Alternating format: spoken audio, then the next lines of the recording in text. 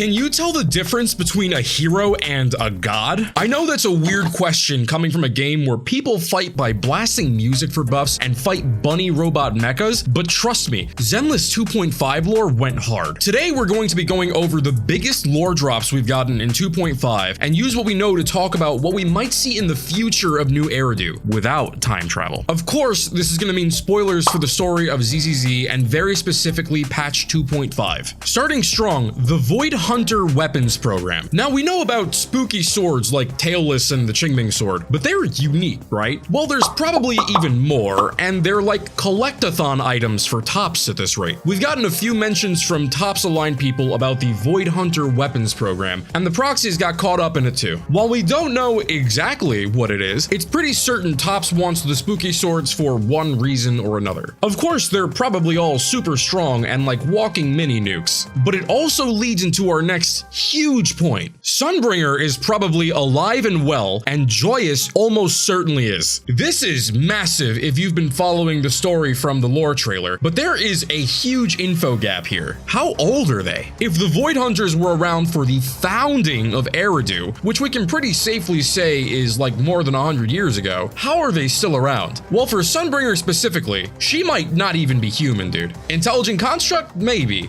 Alien? I don't know. What we know for sure is that people were scared of this lady. Before any mention of the Hive Lord Hollow, Void Hunters, or anything like that, Sunbringer was already making waves pre-Eridu. People served a lord of the land and were working to build the city of Eridu, but Sunbringer showed up with a miraculous level of knowledge. She taught people about Porcelain, knew how hollows worked better than anyone, and went on to make things like the Proto-AI Knight and Bang Boos. She was so beloved, people took to calling her Lady Sunbringer, which would put her right up there next to the lords. So this Lady Sunbringer absolutely had knowledge beyond what people knew, and that's going to be a big part of one of our theories later. But just this little snippet tells us a lot about pre-Eridu. In between the old Civ and Eridu, there was some weird feudal system with a lord ordering people around. One of the natural assumptions then is that this is probably a founding member of Tops or one of the Mayflowers, but that's a whole other thing. Back to Sunbringer. We know Sunbringer created Bang Boo and the Marcel group, but apparently she also created a flying utopia called Roscaelifer. Roscaelifer? Whatever it is. I mean, like,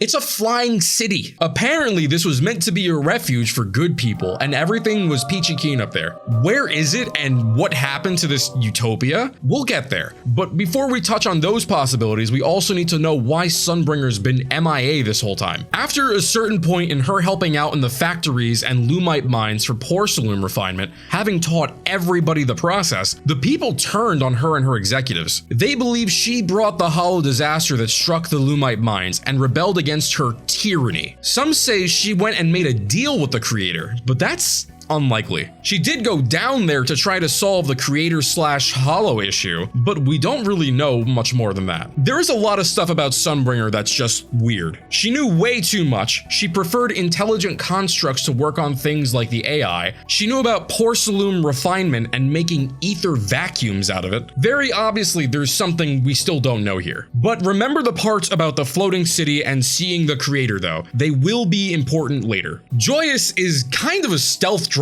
in this whole situation. We have the co-op event where the Proxies help Section 6 explore the Divine Maze, which is a crazy difficult hollow and has only ever been mapped by Joyous. It's also one of the 6 great hollows. At first, it's mentioned that Joyous disappeared, so the only real help they could think of is the legendary proxy Phaethon. So off rip, we're hyped up something crazy, being directly comparable in skill to Joyous. But at the end of the event, we get to see Joyous for a second, in front of all these little info pylons he was leaving in the Divine Maze. Now this shot looks real ominous. I'm not too sure how I'm feeling about Joyous just yet, but he's around for sure. So already, we've got mentions of Joyous and Sunbringer and talk of a floating utopia. But in this patch, we also fight the creator. Ish. It's not really the creator, it's called a messenger. And this one apparently stole some of Sunbringer's power. So while we thought this whole thing was leading up to the creator,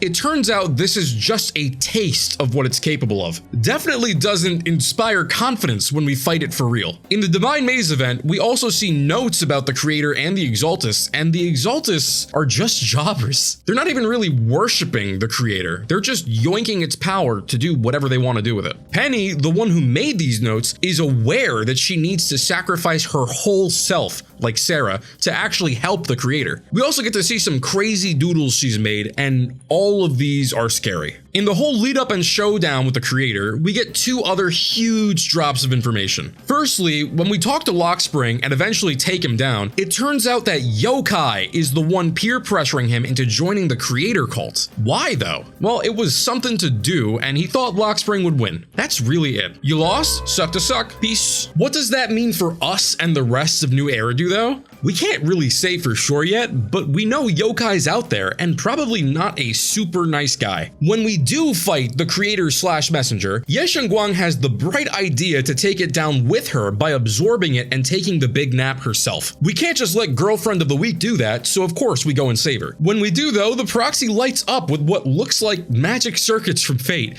which is a brand new ether power they did not have before. This seems to have spooked the creator or messenger, whichever one it was, and then we fight the real thing. Of course, we beat it and we win, save the day, but after everything, the proxy's feeling a little bit off, and we get a shot of the creator's symbol overlaid on their eye. Spooky. So with these major points, we've covered a lot of the groundwork 2.5 has put down, and we can start trying to connect the dots where we're able to. So buckle up, get your tinfoil hat on, because it's theory time. Of course, we've got to start with Sunbringer, because what the hell is going on there? From the looks of it, Sunbringer is straight up immortal. Now, why do I say that? Well, if we take a look at the timeline for a sec, she'd be well over 100 years old. Not only that, we know the Void Hunter title was established by Eridu, and we still don't know where the Hive Lord Hollow comes in. But also, she seemed to be showing up way after the rebellion and factory stuff happened. We can't outright confirm that it's her, but like, come on. The Sage in the Banyue EP lines up almost perfectly. On top of being ancient, she also seems to know way more about Ether and the Hollows than anyone else at the time. Sunbringer essentially pioneered the creation of Porcelain and Porcelain gear for protection. On top of this, she also made an AI assistant for the factories and went on to make Bang Boo. This is her resume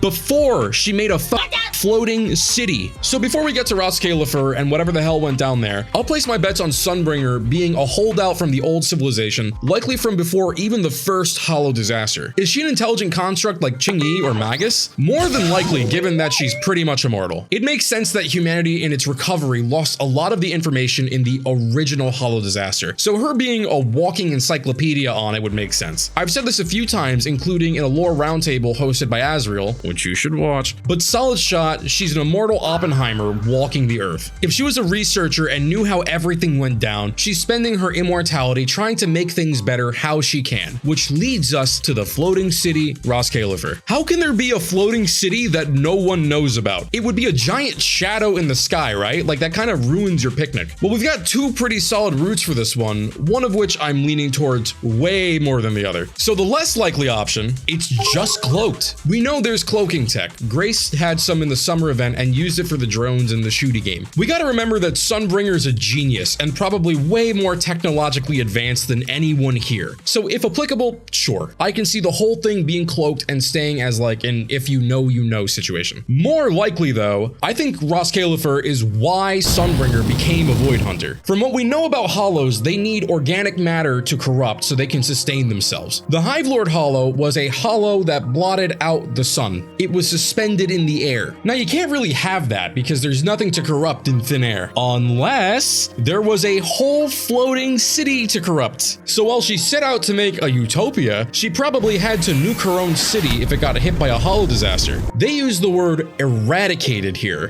who eradicated the Hive Lord Hollow in the sky. So safe to say there was not much left. This would also explain why we don't know of or see Roscaelifer, on top of why the data on her becoming a Void Hunter is locked up so deep in the Intronaut network. If people knew about a flying city, I think they'd be yapping a little bit more about it. We also gotta remember that the creator stole a piece of Sunbringer's power during the mine incident, so there could be a link between that and a hollow disaster showing up in her utopia. Someone got their get back. Now let's take a hard left and look at how the proxies fit into this. It gets a bit more complicated. There's a lot of talk in 2.5 about the Void Hunter weapons program, mainly from two places, Tops and the Mayor. The Mayor was moving real sus this patch, but granted, this is something Hugo already warned us about in the Season 1 epilogue. Tops is a given. They're all greedy and they want more power, so getting their hands on the super swords seems like the cleanest shortcut. The Mayor, though, that's a bit weird. It seems like he actually plans for the awakening of the Qingming sword, and he's apologizing for stuff after the chapter ends. This also coincides with the fact that Yixuan was stalled out from helping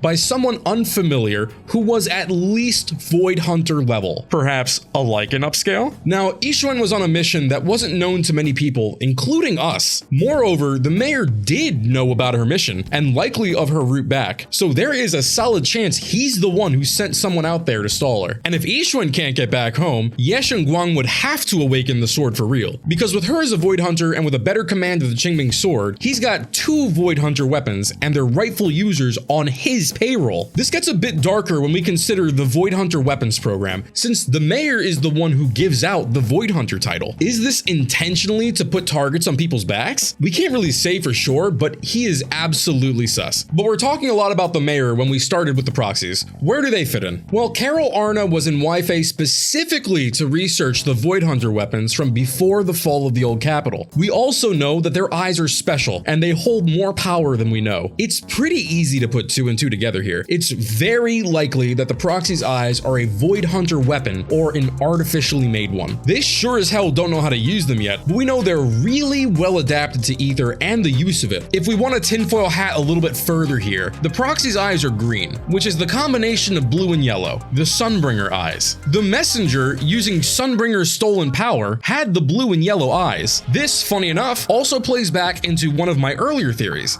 Fairy as an artificial ether beast. Both the Qingming sword and Tailless Void Hunter weapons have an entity in them. If we take the Proxy's eyes as Void Hunter weapons, then Fairy would be the entity in there. I'll have that video here if you want to watch it. It's pretty cool, if I do say so myself. Like and subscribe and ring the bell. This causes a bit of another issue though, because like we saw at the end of the patch, there is a bit of the creator in the Proxy's eyes. This could be the creator trying to hop into their eyes, but it could also be because the Void Hunter weapons all derive from the creator. When we learned about the Qingming sword, we learned that it is linked to the creator's power, essentially coming from the same place. To make an artificial Void Hunter weapon, there could be a portion of that same essence in the Proxy's implants. This wouldn't just make the implants a Void Hunter weapon or something of that level. The Proxy as a human host would be mainlining the same kind of power. We've been throwing the title Void Hunter a lot, and we know what they are in the Zenless world. People who make a huge contribution in the fight against the Hollows. But isn't that kinda not specific for all the attention that they're getting? The ones we know have all been crazy strong, so could there be another layer to it? So I think so, and I'll use a different story to explain how I've been thinking about this. So take a look at this guy. He's a cool elven mage. One day, his world is attacked by demons, and that sucks. The demons never stop, and Mr. Elf here thinks, what if we fight fire with fire? So he made the only logical choice and started eating demons, which turned him into one. You might know him better as... You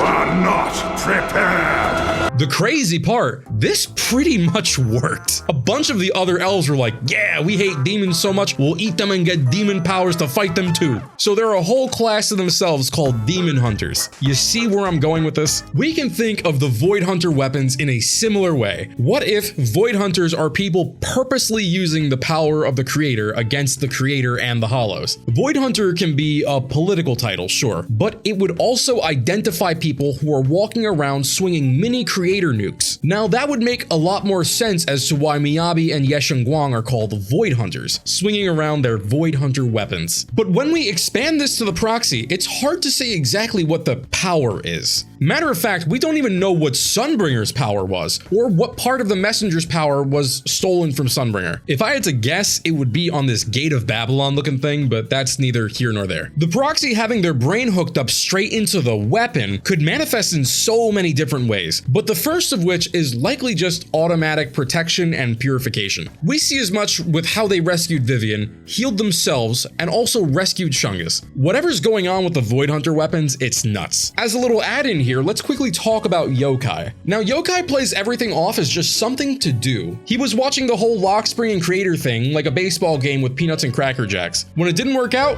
he peaced out. The weird thing is, how? Lock spring died in that spot. How did Yokai transfer somewhere else without a connection, a USB, or like anything? The answer is again with the Proxies. Remember, you can't communicate from outside hollows to inside hollows because of the interfering frequency hollows emit. The Proxies get around this with the HDD and their implants because it lets their brain function as a simulated mini hollow. That is what lets them replicate the hollow frequency and keep communication active. If we remember, Fairy's tapping into this frequency too, and also likely lives inside the Proxy's brain because of it. So it would make sense that Yokai can also ride hollow frequencies, either hopping between hollows or finding an electric host elsewhere. It probably doesn't follow the same rules as other technology. We can't start talking technology without mentioning Joyous here though. The big reveal of this co-op event, Joyous seems to be alive and just chilling inside the Divine Maze, along with all of his little data pillars. The co-op event also dropped a nutty amount of lore, so we're gonna blitz through some of it and get back to Joyous. The Divine Maze doesn't function like other hollows, and it's entirely dependent on the people that walk in. It's kind of like miasma, but not miasma. It'll tap into someone's brain and make an environment based on their experiences, memories, dreams, and anything else it can dig up. It's almost like it's manifesting an environmental copy of someone's brain, in a similar way to the Drowned Ideals being the best version of the people in cocoons. The main bad guy of the event, Penny,